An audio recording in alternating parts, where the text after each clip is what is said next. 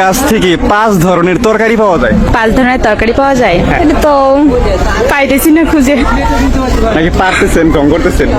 না ভাই, ঢং করবো কেন? জানলে তো এক কথাই অ্যান্সার দিয়ে দিতাম। কোন মাছ কাঁচায় খাওয়া যায়? মাছ আবার কাঁচায় খাওয়া যায়? হ্যাঁ, ওই মাছটা কাঁচায় খাওয়া যায়, কোন মাছ হবে? ইলিশ মাছ।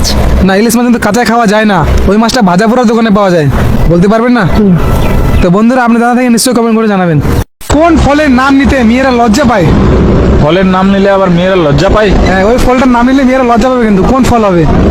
ম্যাঙ্গো। না, ম্যাঙ্গো হবে না, এটা খুব সহজ কিন্তু। বাজারে দেখবে টাঙা থাকবে ওই ফলের দোকানে।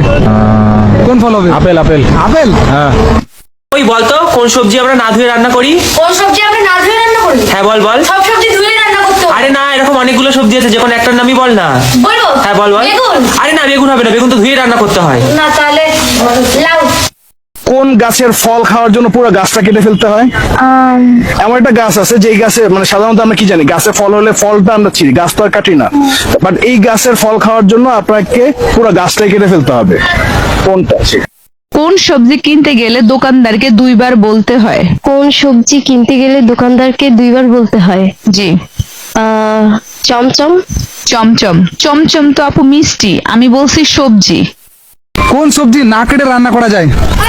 না কেটে আবার রান্না করবো কি করে? হ্যাঁ, ওই না কেটে রান্না করা যায়, কোন সবজি হবে? কোন সবজি হবে না কেটে রান্না করা যায়? পেঁয়াজ।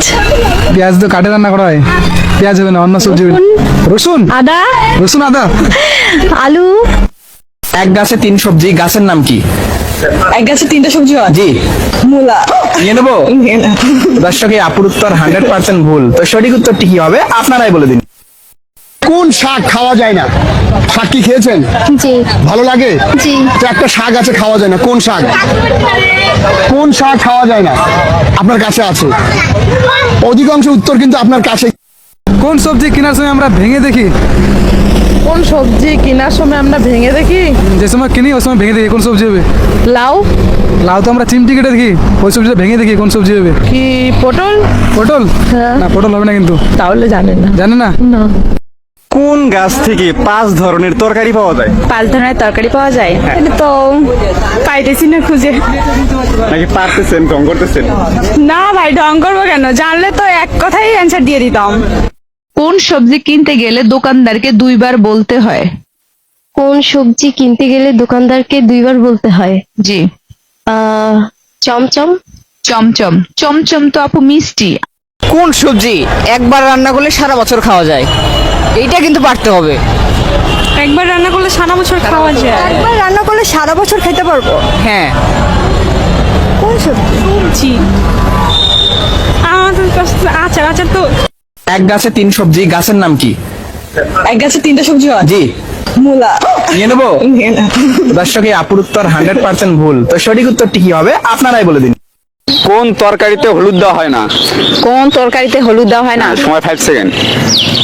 এরকম তরকারি নাই যে হলুদ দেওয়া হয় না। আছে, এরকম তরকারি আছে। না, আমার জানা মতে না। নাই, পাস করে দেবো? হ্যাঁ। পাস। মেয়েরা কোন সবজি দিয়ে মেকআপ করে?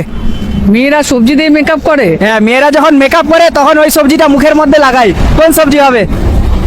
কোন সবজি হবে? পটল হবে হয়তো। না, পটল হবে না। আমি যেমন টমেটো দিয়ে করি, আলুর রস দিয়ে করি। টমেটো? হ্যাঁ।